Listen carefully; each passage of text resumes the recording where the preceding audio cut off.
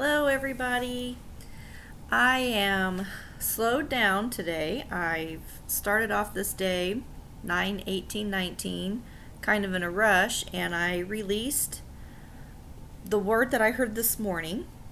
But after having done that, I was in the bathroom getting ready for my day, and I felt as though God was saying to me that I had more to say, and why didn't I say it? Now, I didn't hear a voice. I've been trying to learn how to hear God's voice. It's been something I've been seeking, talking to God about, praying a lot about for the last almost 3 years now. And I had just noticed about 6 to 8 months ago that some days I would hear the same scripture or the same word every morning as soon as I woke up. And now I started realizing that almost 50% of the time I wake up in the morning with a word or a snippet of a picture or something like that in the mornings. And I feel like God is saying that's Him speaking to me, as one of the reasons why I've been releasing these. Just started this last week because I feel like in my quest to do more for the Lord and hear His voice, I need to also step out in faith. If I'm not releasing the words He's giving to me, then maybe I won't hear more from Him. So as I'm taking this journey, I'm hoping that I'm helping you to learn how to hear more from the Lord. And so let me go ahead and tell you what the word was this morning. I woke up at 3:21 a.m. and I heard it's the final countdown. And then I started to pray and was contemplating that and had my eyes closed. I was still laying in bed. And then I heard time for purification, and I saw a water distiller, the kind that where the lid has the pipe that goes in the circular motion, and it drips the hot steam that collects as water, and it drips it into another pan. And then I said I didn't have anything else, and I just rushed off. Well, actually, I read my Bible and prayed this morning on top of that, and what I read was Ezekiel 20 through 28, and I wasn't going to get it out and read it to you. Ezekiel 20 is pretty long and it's repetitive, but it goes into the fact that Israel was not pleasing to God. Israel was sinning. Israel was refusing to keep God's judgments, refusing to keep God's commandments. It says over and over again that they polluted His Sabbaths or Sabbath days. And we all know that back then they had the weekly Sabbath, but they also had other days that they kept. They had a high holy Sabbath day, and they had other festivals. And so I just would encourage you to take some time to read that portion of Ezekiel and pray and meditate on it and see, is the Lord calling you to keep the Sabbath day? Because this is something that is happening again. You know, we're saying we're God's people, and we are still polluting God's holy Sabbath day. And I do believe that God is calling us to righteousness, and a part of that is keeping the Sabbath day holy. So now that I have covered that, because I didn't realize that that was something that the Lord was speaking to me this morning. Well, He was speaking to me, but that I just felt like that was for me, and maybe it's not really. Something I wanted to talk about today, since I have a little more time, is the word that I got for yesterday.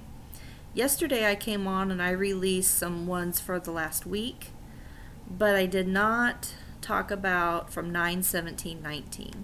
And the reason why is because I would have to talk to you about a portion of my testimony. And I have really badly been wanting to share my testimony anyways. I feel like God was saying to me that He wanted me to talk about this aspect of my testimony. And really it won't make a lot of sense if you don't know the history I had with a crystal. So I'm going to go ahead and read this to you. It's not very long, and then I'll get into it. I almost couldn't remember. I know there was a sentence before the last two sentences, but I was so surprised by this last sentence that I was contemplating it, and the first sentence had kind of faded away before I wrote it down, and I was guessing as to what it said. So I don't know if I really want to read that part to you. I think I'll just read to you the last two sentences. And I will tell you that I never heard the word crystal. I just had a knowing that that was the subject that was being talked about. These are things that tap into a different frequency. They tap into your frequency. So I'm going to say it again, because keep in mind, when this was all done being spoken, I knew it was a crystal.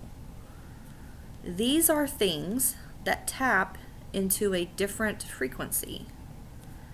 They tap into your frequency. So, knowing what we know about the occult, they use crystals a lot in occultic practices and in witchcraft.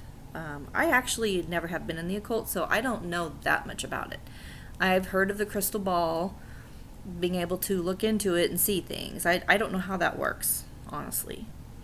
But I do know today that people are infatuated with crystals. Some people have all different types of crystals, and they say that they have these powers. And they use them like they're good luck charms. I won't have a crystal in my house because of what I experienced as a young girl. And I actually have a picture. And I'll show it to you during my testimony. So, how do I start? I guess I just start with how the crystal came into being. I got involved with a young man. This was back in about 1994 or 1995. And I got involved with this young man. This was before I was ever a Christian. I was living a lifestyle that most teenage people live these days, where you date and you have premarital sex and you go out to the bars and party and stuff like that. I wasn't a troublemaker per se. I didn't like to go around and cause problems for people, but the activities that I was partaking in caused a lot of problems for me.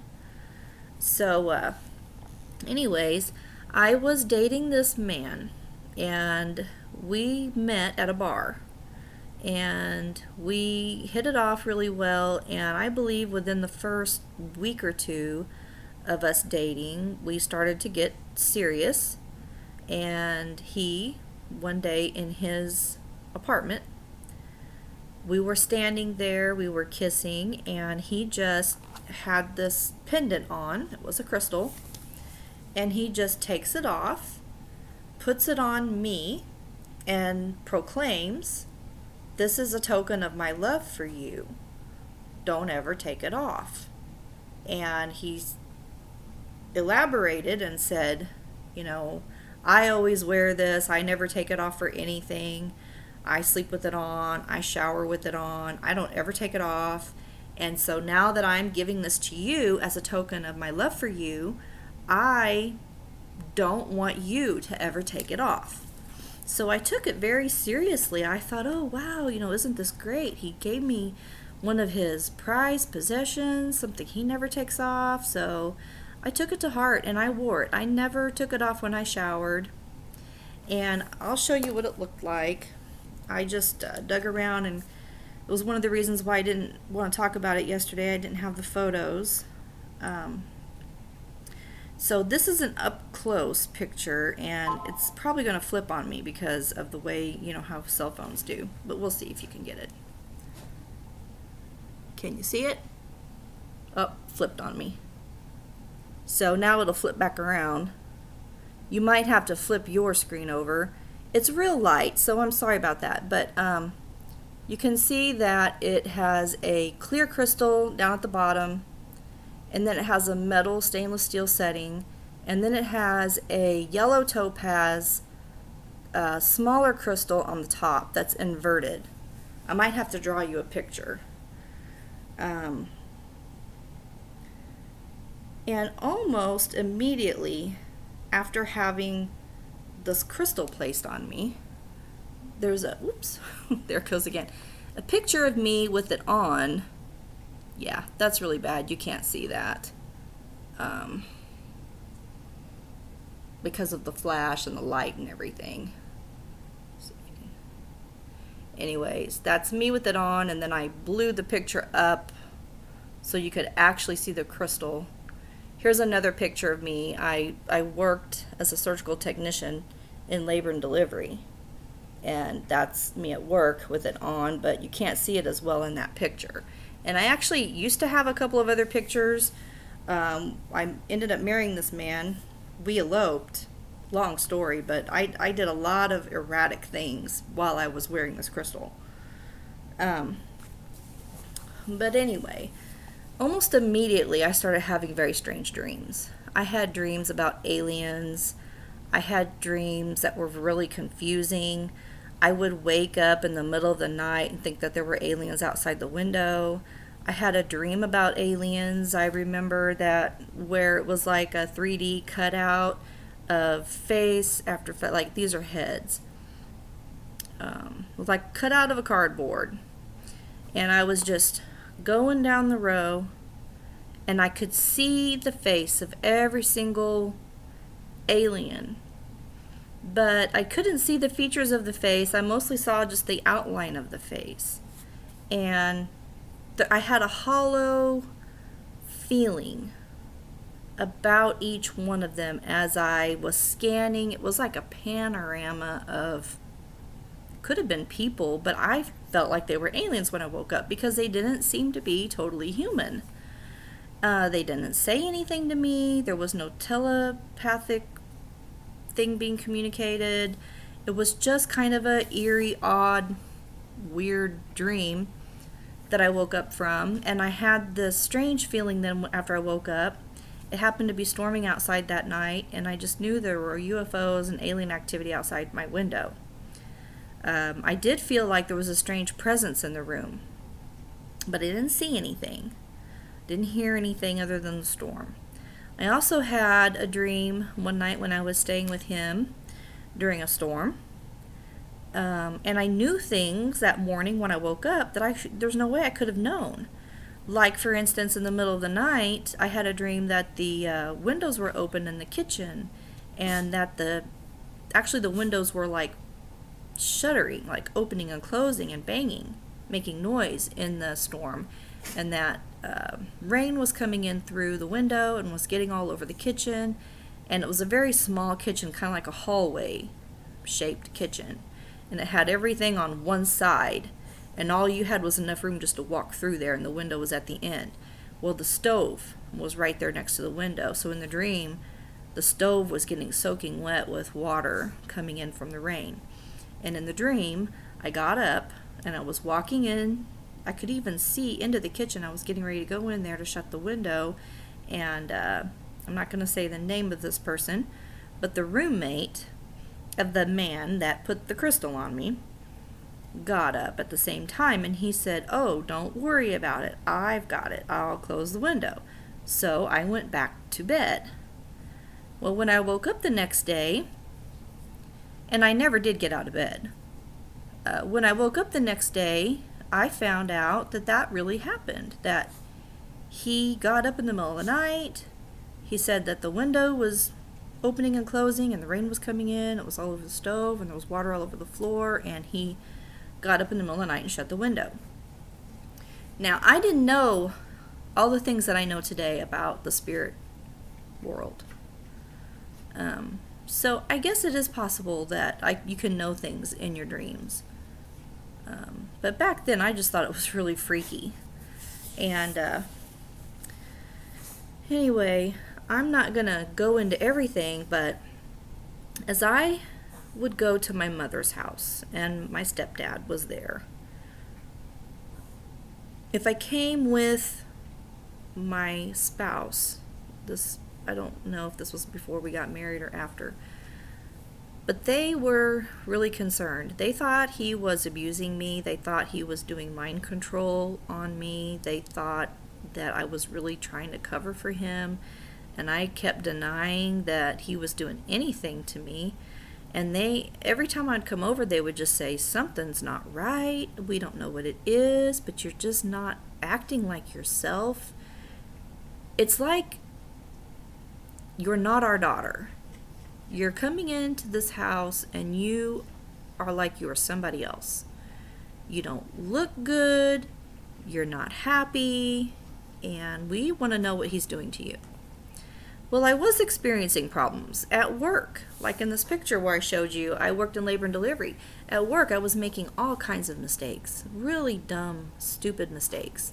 I wasn't thinking straight. I couldn't keep 1, 2, 3, 4, 5 in order in my brain. Everything was scattered. And I would call my mom up crying. I would say things like, okay, so I know that this crystal was on me before we got married, and it was on for a few weeks at least after we got married. I would call my mom and I would say, he wants to marry me, he says he loves me, but he doesn't really love me, he just wants to be married. It doesn't matter if he marries me or if he marries someone else, he just wants to be married. But he says he loves me, but I know he doesn't really love me. And my mom would say, well, listen to yourself. That's not really making any sense. Why are you doing this? And I would just be in tears. And, I thought, well, maybe it's the birth control medication that I'm taking has got me all messed up. And, tried a different formula. Well, it didn't help. So to make a long story short, my mom decided she was going to take me to a holistic doctor. I don't know what she called this doctor back then. I mean, holistic doctors are really in order now these days, but back then you didn't hear about them as much. This is before they had the machines where you put your hand on. You know how you can go in there and put your hand on it and it will pick up your biology and what parts of your body are diseased and what part of your body maybe needs extra vitamins or maybe needs to be detoxed or what have you.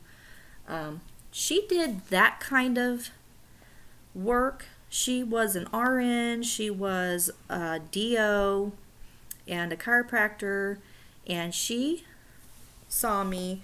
She would test like this. She would push down on your arm, and you're supposed to resist her pushing it down.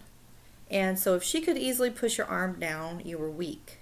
And if you were able to resist her, then you were strong. And so she would press on your liver or your pancreas, your liver or your pancreas or your bowels or whatever, your heart, whatever part of your body that she was assessing, she would make a circuit. Her one hand would be over the part of the body, the other hand would be on the arm, and it was a biofeedback mechanism, and I don't really know how else to explain it. But as she was assessing me, she said, your liver is not functioning, and your pancreas is not functioning. And we know that that can't be true because you're alive. If your liver wasn't functioning or your pancreas wasn't functioning, you wouldn't be alive right now. So she was really baffled. She couldn't figure out why her assessments were coming out that way. And then I guess once in a while she might get a clear signal and it would be strong, but then she would do it again, it would be weak.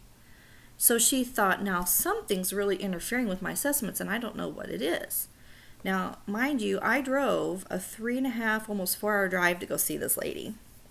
And we left early that morning and we did get there. I worked a night shift.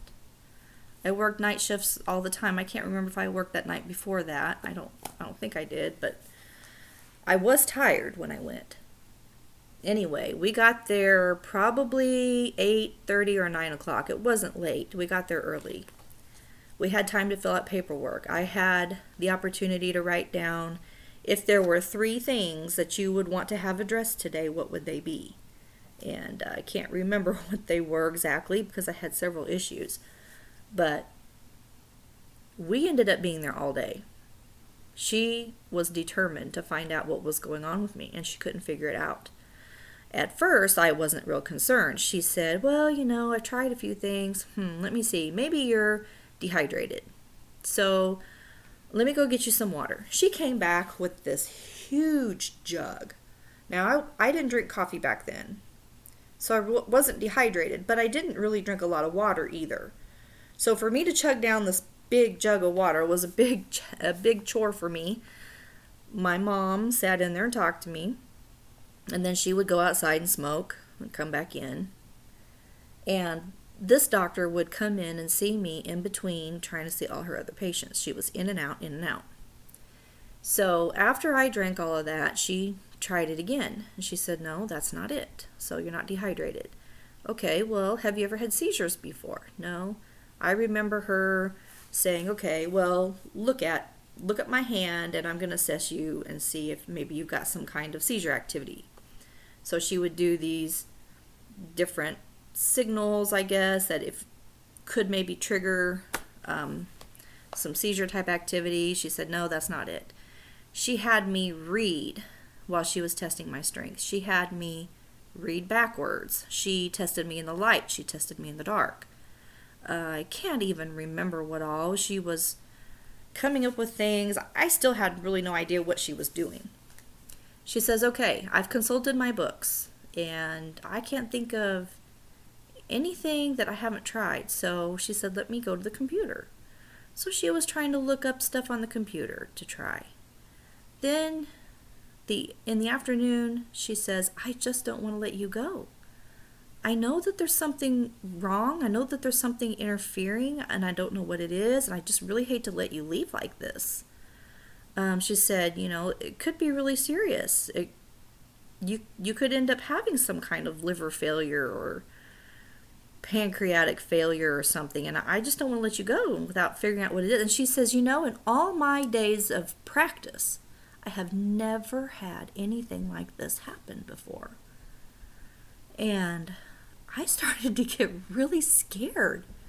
I thought, oh my goodness, what's wrong with me? Mom. And I was crying. She would leave the room, and then I would just sit there and bawl. Be like, Mom, is there something wrong with me? There's something really wrong with me. What is it? The mom would be like, I don't know. But she's like, oh, it's okay. It's okay. You're all right. So she, I guess, got on the phone and called people from all over the United States that she knew that was in the same type of business that she was in. And at the end of the day, she said, well, I just don't know what else to do. What I'm going to do is try some detox. Maybe you just really need to be detoxed. And I'm going to have you come back after you detox, and we're going to try it again. So, this is another thing that she would do, is she would test you with different formulas. She would take, okay, a detox for this, a detox for that, and she would test your strength with each one. And your body chemistry will communicate with what formula works best with your chemistry, or what formula does not.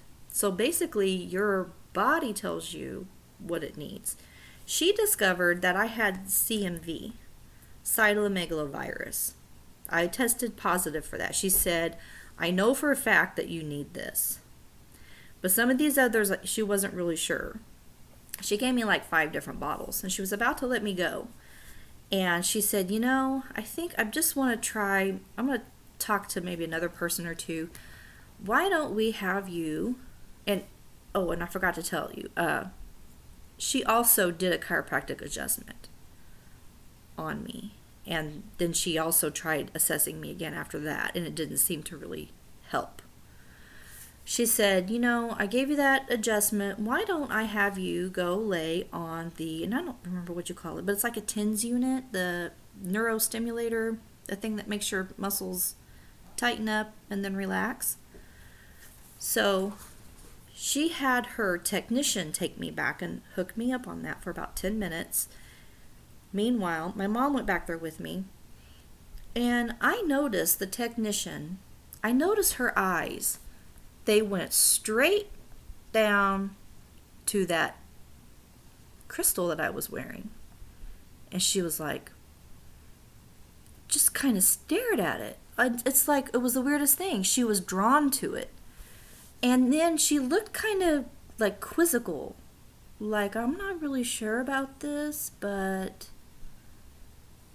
I think you might need to take that off.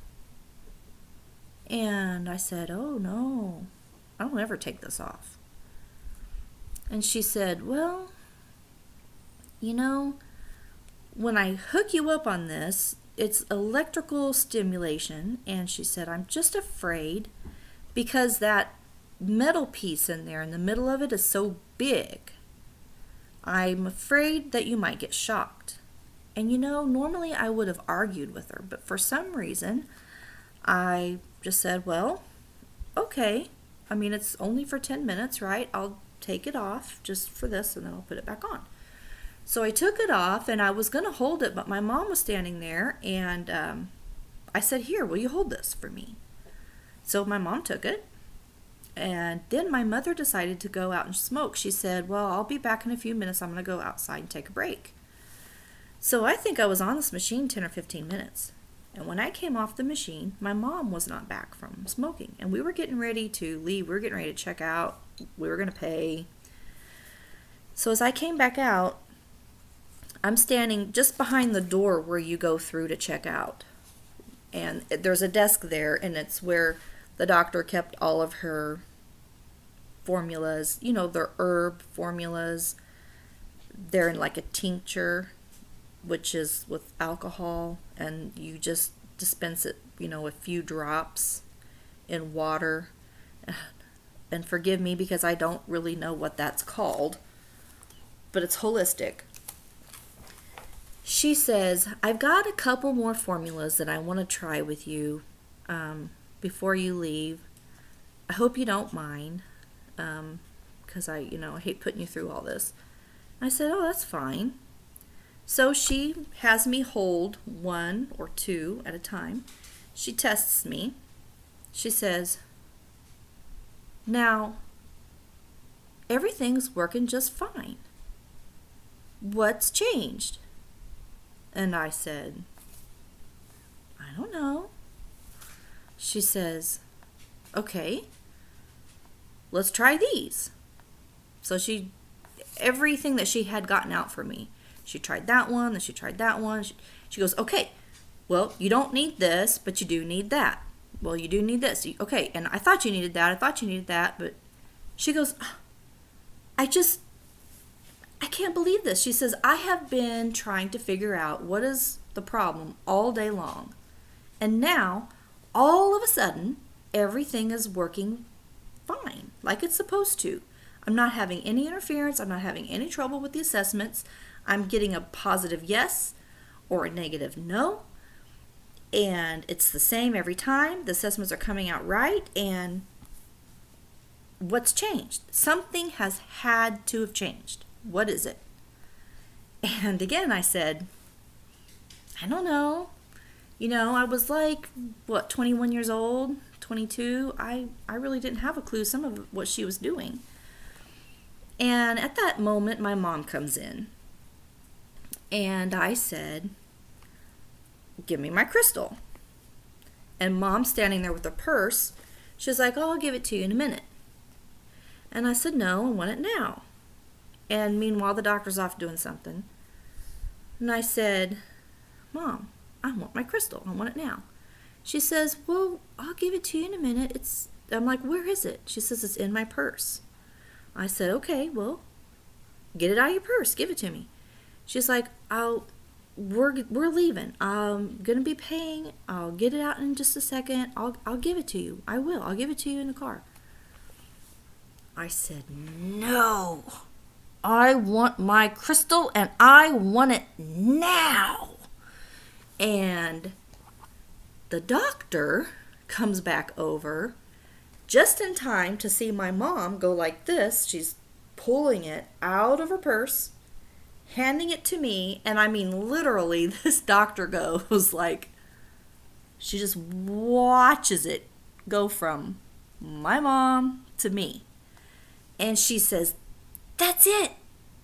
That's what's changed. She said, you were wearing that today, weren't you? And I said, yes. And she says, okay. put it on. So I put it on. She tested me. Everything came out all screwed up. She says, all right, now I want you to take it back off again. So I took it off. She tested me again. She says, now everything's coming out right. She says, hey, it's the crystal. She said, I don't know that much about crystals, but I will tell you what I do know about them. She said, crystals are used in ultrasound machines.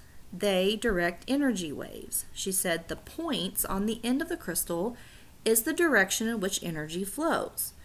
She said, that's how they get their images. That when they put the wand on you, there's crystals in there that directs energy into your body, and then those sound waves or what have you, they bounce off of your organs and they go back in, and then the machine paints this image of how long it took or whatever for the sound waves to bounce off. They're able to make this picture, this image of what it looks like on the inside of you. And she said, so that's all I really know about them. But she said that crystal that you have on, you have a big pendant there at the bottom, which was, I don't know if it's a quartz crystal or what. It was clear, and it was a really large pendant with a point at the bottom. And she says, you have another crystal that's inverted on top of that also has a point, and it's smaller, and it was a yellow topaz. And it had a point at the top that was facing up, and the other one had a point at the bottom that was facing down, so they were like this on top of each other. And she said, and then you've got this big metal setting, which is a conductor of energy. Metal is a conductor of energy.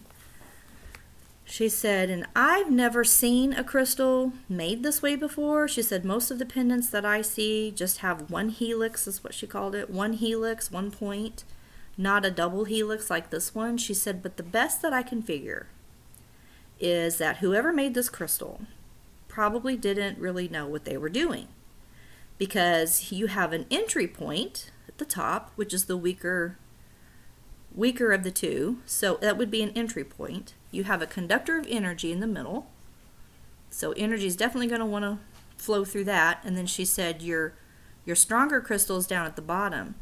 Best I can explain is, with that being located where it is, it's right below your head, and it's more than likely taking the energy that is being produced from your brain. And instead of that energy, normally the energy your brain produces, it flows along your nerve pathways. But what it's doing is it's taking that energy that's being produced by your brain, it's siphoning that energy out of your brain. It is going through the crystal, because this one's the stronger one. It's pulling it in this direction, pulling it down, and it's dispersing that energy out into the ground instead of allowing that energy to run along your nerve pathways. And that's the reason why I wasn't getting a clear signal. And that's the reason why when I tested some of your organs, it was like your organs weren't responding at all, because they're not really getting a full signal. They might be getting some signals through, but they're not getting the full. She's, explaining to me the biofeedback system, and how if there's a break in that biofeedback system's not going to be working correctly either. And how that really messed up with all of her assessments. I'm telling you what, guys, it freaked me out. The moment she said that my energy that was supposed to be, my brain supposed to be communicating with my body, and it wasn't getting the signal, I said, take it off. Take it off. Get it away from me. I don't ever want to see that thing again. I don't ever want to see it again. I was a basket case, guys, for months. I was an emotional basket case. I divorced my best friend that I'd had all my life. I just quit talking to her for no reason. I was just so insanely angry with her for no reason. And I didn't even tell her why I wasn't talking to her. I just quit doing that. I eloped. I went off and eloped with a guy and didn't even tell my dad that I was going to get married. And so my dad was very upset with me because I never gave him the opportunity to walk me down the aisle. And I was making all kinds of mistakes at work. I was an emotional basket case. I felt like people didn't trust me anymore, didn't believe me. I felt like I was going to lose my job. I was very paranoid. I just knew I was going to lose my job because I was making such silly mistakes. And I didn't even realize I was making the mistakes. I didn't even realize I was making the mistakes till later on. We'd go back into a labor and delivery room for a delivery, and the nurse would be wanting to get something out of the drawer, and it wasn't even there. And then they'd say, well, who stocked this room? And I'd be like, well, that was me. And I thought that I had gone through and written everything down that needed to be replaced, thought I had gone and replaced everything, and then lo and behold, a lot of very important items weren't even in there. So this thing, it was bad. And it really did drain my energy. I remember feeling like just getting through my days was so incredibly difficult. I just didn't have energy. I didn't have the vibrancy. I didn't have the life like a young 21-year-old or 22-year-old should have. I didn't have that buoyancy type of a life in me. And you know, it's almost like I was converted to the fact that there was demonic entities out there. I felt like Satan was trying to take possession of me, or Satan was trying to kill me. And I really can't tell you which one. Because like I said, I don't know that much about the occult. But I had enough of a brush with the occult that I became a believer. I became a believer that there is some kind of power, not necessarily an inherent power in a crystal, but if fallen in the wrong hands or used for the wrong reasons, can definitely have some power. And with the way this doctor described it to me, maybe it's not so much that it's got power of its own, but that it can amplify power, it can direct power, it can use power that is given to it. So when I had these words yesterday morning, I did have to think about it for a second. These are things that tap into a different frequency. They tap into your frequency. And different crystals have supposed different levels of power. I don't know if any of you guys watch Neville Johnson, but he is one of the prophetic voices that I've been listening to for the last 3 years. God rest his soul. I cried for a week when I found out he passed.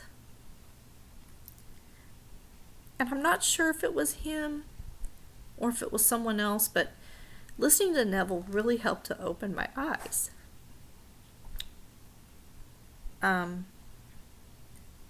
But I heard somebody say that we have a higher frequency when we tap into God.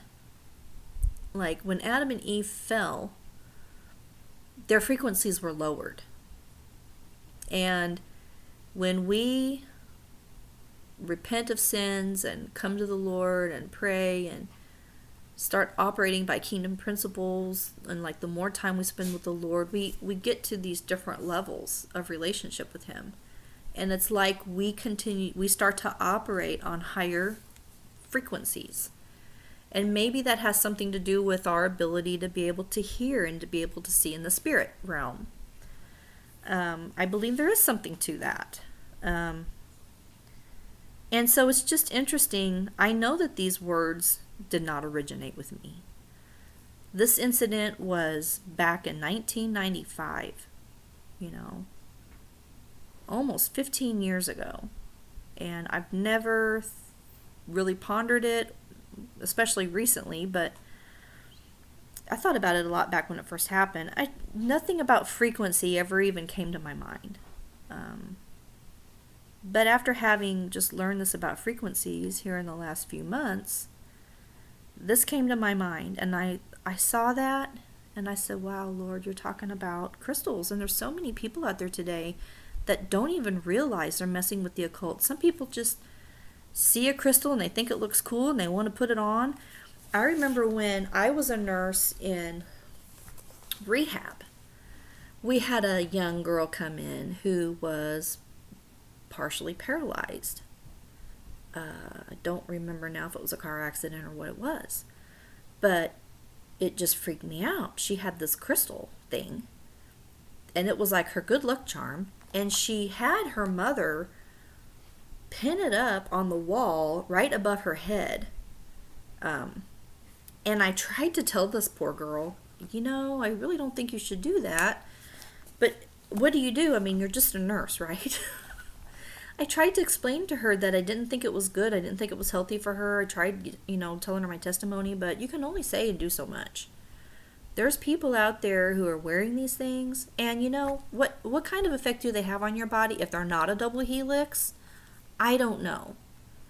But I believe whoever made the one that I had, I believe they did know what they were doing. I believe it was an occultic item. I believe it was inspired by Satan. And it was witchcraft. And I am very big now today on, I don't want anything that has to do with the occult or witchcraft in my house. So I'm just going to piggyback another part of my testimony onto this, because since I've learned to command, and since I saw that demon, and I don't know if anyone's watched, one of my first videos was about I saw a demon. Now, I've seen shadows for years, but never been able to see in the spirit. But even after commanding and commanding, I had a daughter that just was insanely obstinate, especially at bedtime. And we would get into this bad routine of temper tantrums for a whole hour and just over going to bed. And then she would end up getting spanked and screamed and yelled at and everything else. And I mean, the whole family was upset. The whole family was in disarray. Everyone was filled with rage before it was all over. It was just awful. Just awful. And here I am giving my heart back to the Lord. I'm trying to do everything I can to lead and guide my family. And I finally just fell on my face one night. And I said, Lord, I am so ashamed of how I acted. She got under my skin, and I felt so full of rage, and I just couldn't control it. And what was that? I am so ashamed of how I've treated my own daughter, and I don't ever want this to happen again. I want to be loving and kind and patient to my daughter, and I've been trying so hard, but it was almost as though there was something else doing all of this. And I asked God, how am I supposed to handle this the correct way? And later on that night, in the quiet, I contemplated it again, and I said, yeah, Lord, what was that anyway? And He opened my eyes for a split second. I mean, I wasn't looking directly at it. I saw it come down the hall. I saw it stand there and just look at me. And for, I'd say, more than 30 seconds, probably 60 seconds, maybe even longer than that, I just sat looking at my computer screen, but I was trying to look at it out of the corner of my eye. But it stood still. It just stood there the entire time and looked at me. And during that time when I did not fully look at it, I was talking to the Lord and saying, Lord, I want to see what this is. Is this what I think it is? Would you allow me to see it just for a second? Would you allow me to I'm afraid to turn my head. I'm afraid to look. And I finally just said, okay, Lord, please, help me. And I just moved my eyeball. And I was allowed to see it for a fraction of a second. Just enough to see, like there was a little zipper there. I got to see one eye, the forehead, the side of the head, and kind of like the cheek, maybe the corner of the mouth here. When you only get to see for a split second, you can't really make out the details that great. But I can tell you this, it was the size of a child. It had a big head, bigger than its, not proportionate for its body. It was shorter than my daughter at the time, but it was about the size of a child, maybe about 3 feet tall. 3.5 feet. But it was grotesque looking. It had grotesque features. Kind of like what you see on videos. And it freaked me out when I saw it. I mean, for a minute I was like, what do I do? I had to think about it. And after seeing it, then it just disappeared and I couldn't see it anymore, but I had to assume it was still there. So I started speaking out loud. I started commanding it in the name of Jesus to go away. I started casting it into dry places, and I did that several times, and then I just had to accept that it had gone because I couldn't see it. It helped, but I had to get into the habit of doing this frequently because it seemed like my daughter was still having issues. She was still having trouble at school. She was still having her moments. They weren't as bad, but she was still having them. And there was a period of time, this actually happened recently, maybe 2 months ago. This is in the summer. When this other incident happened with seeing the demon, it was last school year, the last half of the school year. And I actually wasn't planning on showing you guys this, so I hope I have the right camera to show you. But I had noticed that it seemed like her behavior was ramping back up again, and her temper tantrums were getting worse again. And my husband, I also noticed that my husband was getting angry a lot. So I had started praying about it, and I had started contemplating, well, what's causing my husband to do this? Are there other demonic entities that I don't know about? Because I'd been commanding for all of the family members.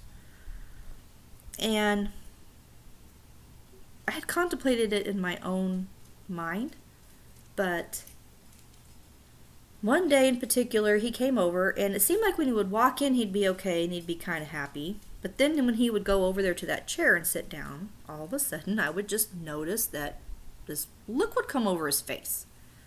He'd sit there with this look on his face like he was really getting irritated and angry, and he's like trying to hold it in. And I had noticed this night after night, and then I was also noticing the dynamic going on between him and my daughter. Not a good one. And so finally I spoke out loud and I said, is there something else in this house that needs to be removed? And my husband, which I find out later doesn't even believe in any of this stuff, he says, no, I guess not. I don't know. And I went, So I looked away from him, and as soon as I kind of went, and looked away from him, it was like something said to me, look back over there. So I turned my head and looked, but as I turned my head to look at my husband, my eyes continued to move to the object that was directly behind him, which was this lamp. You see that lamp? Been sitting there in the corner behind his chair. I ended up Googling and looking up this lamp. I never did figure out where it actually came from, but it has a copyright of 1965 on it. And it's a Spanish, I'm not going to say this right, I'm going to butcher it, Spanish conquistador guy.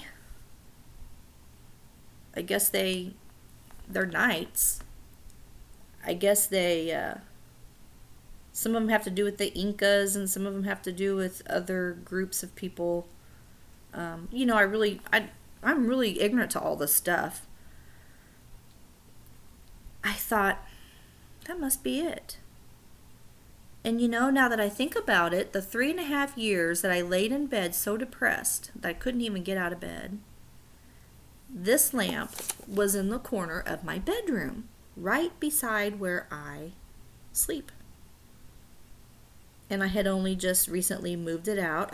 I liked it when I first moved in. It came with the house. It was already here when we moved in. And ever since we've lived in this house, Like, we were having issues before we moved in, but everything ramped up and got very intense after we moved into this house. I mean, the war was on between me and my husband. So bad. So bad. And I had threatened over and over and over again that I was going to leave him. Just every day almost, I was speaking out loud that I was going to leave him. So, to try to make a long story short, I posted on Facebook, but I said, Lord, I'm not really sure if I should do that or if you want me to destroy it. Because it kind of seems like to me, if there's something attached to this that's evil or demonic, that wouldn't be something that I would want to pass on to somebody else. But in my finite mind, I posted it on Facebook, and I got no one interested in it. I lowered the price 2 or 3 times. I got it down to like $50 and still nobody was interested. And I had been praying about it, and I thought, I want this thing to go, because I really think once I get rid of it, things are going to change here. I mean, I don't know this for a fact, but I'm just feeling more and more and more like, what am I waiting for? What am I waiting for? Get rid of it. So, this is honest to God. My husband goes to bed, I'm staying up, and God does this for me. He'll pop up a YouTube video. It won't even be somebody that I was thinking about watching. And up pops Derek Prince. And I watch like an hour and a half program on casting out demons and how all that stuff works.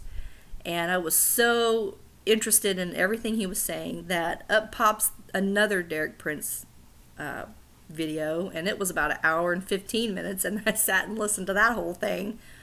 And at the end of it, he had a whole thing for the audience to go through and people at home. So I stood up and I repeated after him. I repeated everything he said. I pointed. Anyways, I was pointing to the statue over there. And when I was done, I heard God say, "That is an accursed thing." And I went, oh, wow. Thank you, Lord. I'm going to smash it tomorrow. I'm going to get my whole family in on it. We're going to take it outside and we're going to smash it to smithereens. I wanted my whole family to know what we were doing, though. So I tried to get my husband to listen to Derek Prince, and I couldn't get him to listen to it. So I just explained to him what it was about, what he was teaching, how things can be attached to items. And the Lord, He is so good, because before any of these, before the crystal instance even, one of my first jobs, I was 19 and I worked in a warehouse, and we got to talk like all night long, 12-hour shifts. I was working in a wet dry processing plant for jeans, and so we would, every 5 minutes, we would have to get rocks as fast as we could out of these jeans, out of the pockets, and shake them off and everything, get the rocks off.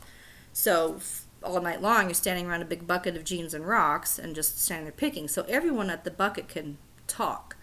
Well, I happened to meet a woman who had a story, true story.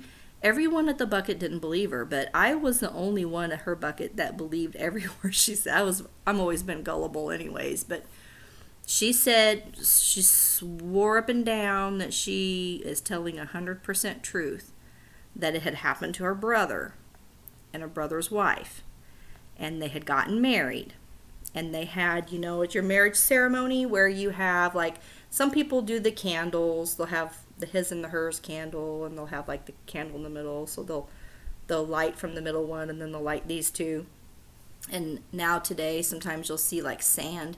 You'll have this color of sand and this color of sand, and you'll pour them together into one jar, and your sands will mix. Well, these are symbols of your marriage covenant. Just like your ring is a symbol of a marriage covenant. And I can't remember what the objects were that she was telling me. I think they were goblets. I think she said they were goblets. So a goblet is like a cup, right? I don't remember the details, if those were cups they actually drank out of or what, but I think they were goblets from their marriage. And they had these goblets displayed in their living room. And at some point, the husband, he had thought this thing was really cool. It was like a skull. I don't know if it was a skull and crossbones, or I don't remember the details, but he brought this item into the house, and it was a skull. And he thought it was really cool, and he placed it to be displayed between the two goblets. And anyway, I don't know. Honestly, I don't know what happened first. I don't know if the skull was over here and then it got placed over there later. But they also found this really nice artifact from like a garage sale or a secondhand store that they brought into the house. And all I remember her saying was it had a lot of foliage. I don't remember she said what it was a picture of. It was a knight in shining armor or what it was. It was a picture of something though, but it also had a lot of foliage. And so it was kind of busy. It had a lot of stuff in it. They were having so many problems in their marriage. Just crazy bad problems. And they didn't know what the problems really were from.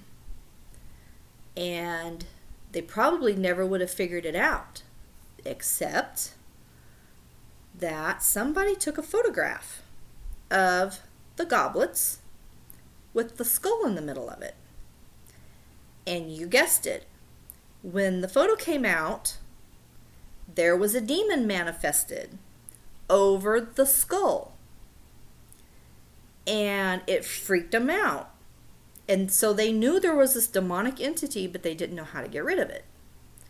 So they called somebody, an exorcist or whatever, to come in and to get rid of it for them. And the long and short of it is, they were told that artifact, I wish I could remember, this was so long ago, I wish I could remember what that artifact was of. But it was the item that this demonic entity was attached to or came in through. I guess it could jump from that artifact over to the skull because of what it represented, probably death. I don't really know. But because it was placed in between the symbols of their marriage, it gave that demon legal right to come in between their marriage. And I was a believer of that story that she told me. So when I thought about this thing over here, I mean, I already knew that demons could attach themselves to objects because of that story that she had told me so long ago, before I was ever a Christian. And with my own experience of what happened with that crystal. And I'm just telling you guys, I mean, this is not a day to be fooling around with this stuff. There's so much demonic activity out there. If you're partaking in any kind of witchcraft, you need to get rid of all of it. You need to get rid of the books. No Harry Potter, guys. My kids are not allowed to read Harry Potter. They're not allowed to play any games that have to do with witchcraft of any kind. They're not allowed to watch videos or kids shows that have any of that kind of stuff in it. And I believe even trolls are things you don't want. You don't want witches. You don't want wizards. You don't want, if they're casting spells or doing any of that kind of crazy stuff, you don't let them play with these games, these Ouija board games. This is not toys. This is not for children. It's not for adults either. It's really not. After, I have to tell you this part. After we smashed this thing, it's been maybe almost 2 months now. We've had the best bedtime routines that we have ever had since my daughter's been born. I'm not going to say it's always perfect, I'm not going to say it's always perfect. My kids had a blast tearing this thing up. It was only made out of plaster. My kids had a blast. Now, Daddy didn't really like the fact that they were saying, go away, demon, and they were commanding in the name of Jesus, this demon go away. During this whole thing out in the driveway. But you know what? My kids know a lot more than a lot of kids these days knows. And I don't want them struggling through life with the problems that I've had, because I didn't understand this stuff.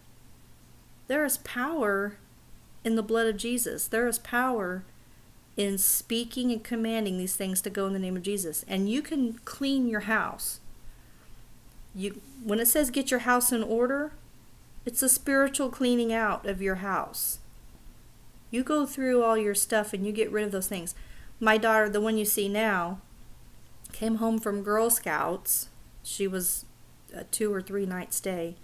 And she came home with a crystal pendant. It wasn't a crystal. It was like a blue something or other. I don't know what. I said, you know what? I don't even know. It was a rock. I said, I don't even know if this thing's good or bad, but I'm just going to tell you this much. And I'm sorry, honey, that you spent money on this and you didn't know. And it's okay. You're not in trouble. But I'm not going to let you wear that. You can't keep it. I'm sorry. But there are just some things that are not allowed in this house. There's no sun gods in this house. No suns with a face on it. I believe it's spoken of in the Bible that the heathen, they put these foreign gods over their doorposts and over their garage doors. I see them everywhere. People have these things over their garage doors and they don't even know what they're doing. Anyways, enough preaching. I hope you learned something. I hope somebody who really needs to hear this gets across my video. I don't promote my videos. I just started doing this, and I just pray that the Lord brings the right person to hear this message. I pray to God that you get rid of those things, those accursed things. When I heard, I'll tell you, it meant something to me. God will speak to you the way it means something to you.